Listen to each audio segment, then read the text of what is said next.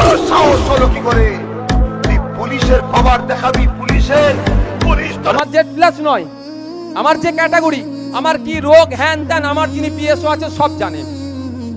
কারণ কি তৎক্ষণিক যদি আমার কিছু হয়ে যায়, যদি আপনাদের দোয়া আশীর্বাদে আমার ওইসব কিছু নাই, তাহলে কি ওষুধটা তো এনাদেরকে দিতে হবে না?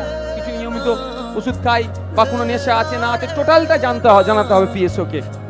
আমার পিএসও আমার কত অবধি যায়, গেট পর্যন্ত যাই, যদি আমার বাড়ির মধ্যেও যাই, এই যেখানে আমি কথা বলছি, কেউ পারবে এসে আমাকে ধাক্কা মারতে?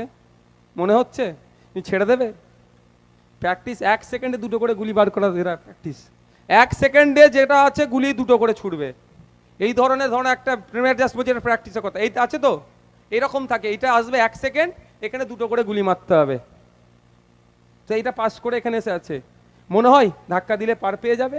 ও ধাক্কা দিলেও যদি পার পেয়েও তারপরে গুলিটা কিন্তু লাগবেই, যেখানে চাইবে সেখানে মারবে।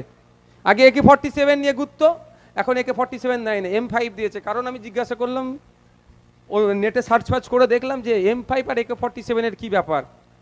AK-47 হচ্ছে একদম ধারদার করে উড়িয়ে দেবে, আর M5 হচ্ছে যেখানে টার্গেট করবে সেখানেই নাকে তো নাকে, চোখে তো চোখে, কপালে কপালে নিয়ে ঘুরছে। বুঝতে পেরেছেন?